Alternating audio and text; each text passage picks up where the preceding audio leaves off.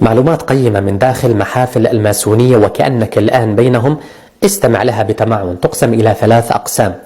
أولا الابتدائية الرمزية العامة فيها 33 درجة، تبدأ من اللحظات الأولى لاختيارك فيها وتنتهي بالدرجة رقم 33 وهي درجة الأستاذ، وكل درجة يتم منحك فيها رمز سري خاص يتم قبول فيها الرؤساء والوزراء والمشاهير والمؤثرين والفنانين فيها، ولا يكاد يخلو من دعمها أي مشهور كبير أو فنان أو رئيس، ولكل شخص منتسب حركة تميزه عن غيره في نظر الجمهور.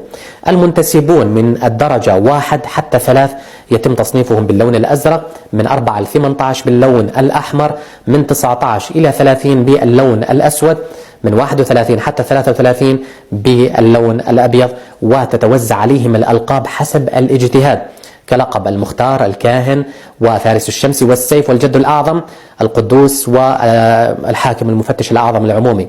أشهر المحافل المحفل الوطني الفرنسي المصري، ومحفل الشرق الأعظم البريطاني وهي يعني هذا أخطر واحد، ومحفل الشرق الفرنسي. المتوسطة الملوكية أو العقد الملوكي وهي خاصة باليهود، ويسمى المنتسب لها بالرفيق، وهدفها بناء هيكل سليمان وهدم المسجد الأقصى.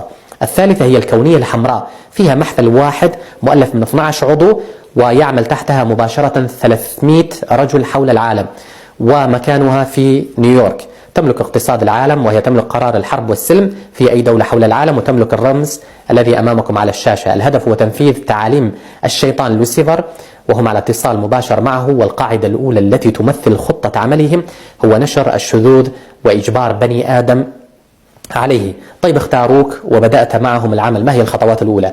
أول شيء تدخل مرحلة اسمها التكريس. يدخلونك في غرفة مظلمة معصوب العينين، ومعناها نريد منك الطاعة المطلقة العمياء وتنفيذ الأوامر بدون أي تعليق، وتؤدي القسم بعدها، ويمنحونك هذا المفتاح، ويطلبون منك تقبيل قدم تمثالين عظيمين لهما لحية بيضاء طويلة، ويقول لك أحدهم هذان موسى وهارون.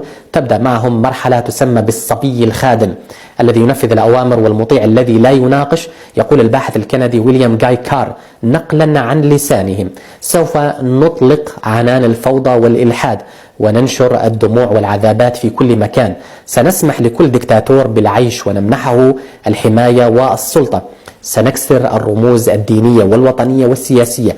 كلما آمنت الجماهير بشخص يعتبرونه البطل المنقذ المخلص، يظهر لهم بعدها أنه مجرد خادم مطيع لنا، فتنكسر الصورة وينكسر الأمل والحلم، وتضيع الحلول وتضيق الدنيا على الناس. يبحثون عن حل فلا يجدونه، خيبة الأمل والجوع واليأس تسوق الجماهير لضوء لوسيفر الذي يقدم للجماهير الحلول والسلام والأمن والأمان. والشروط هي أن تقبل زواج الأنثى بالأنثى والرجل بالرجل، وأن ترفض تعاليم القرآن وما فيه، وأن تساهم في جعل الجماهير أحرارا في ترك لباسهم. ويجب أن تعتبر أن الأديان خرافة وأسطورة، وأن الكون خلقته الطبيعة، وأن الموت الكائن أو موت الكائن هو فناء وانتهاء للطاقة، ولا يوجد حساب أو عقاب، واعمل ما شئت فأنت في جنة لوسيفر. ويتبع قائلا: الفضيلة المطلقة تعاكس الطبيعة، والاتجاه الطبيعي للبشر هو بدون قيود، فالأنثى يحق لها أن تكشف عن جسدها كاملا وتعرضه في الشارع والتلفاز، ويجب على المرأة أن تحارب رجال الدين وترفض رجال الدين وترفض التعاليم التي تخالف الطبيعة. وتجد هذه التعاليم مكتوبة بشكل واضح في كتاب التلمود والبلادية، وأيضا في كتاب الماسونية بلا قناع. وفي النص يقولون: من يمارس مع أمه سيكون حكيما، ومن يمارس مع أخته سيملك إنارة نفسه، وكلما كانت الممارسة قريبة من الأصل كلما اقتربت من الخلود. فالمبدأ كقطع اللحم التي تشتريها من الجزار، تطبخها، تشويها، تقطعها. وإن سألت زوجتك أو الأخت أو البنت أو الأم لماذا ناموا مع الأصدقاء، فأنت ارتكبت ذنبا كبيرا. دع الجميع يمارس مع الطبيعة الإنسانية، ودع البنت تخرج عن سيطرة الأب، واترك الزوجة تختار صديقا جيدا لها، ودع الفتاة تجرب الرجل قبل الزواج. الماسونية دخلت البلاد العربية حديثا وبشكل مبكر جدا.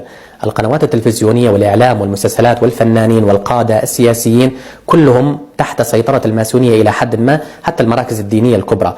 الرمز الأول هو كان نازية شيوعية ونجم عنه الحربين الأولى والثانية. الرمز الثاني سنية شيعية، الحرب الحالية تحت غلاف الربيع العربي. الرمز الثالث صوفية قبورية، حرب الكواكب بعد نهاية الربيع العربي. الرمز الرابع يقاوم الخلافة أو يصنعها على مقاسه.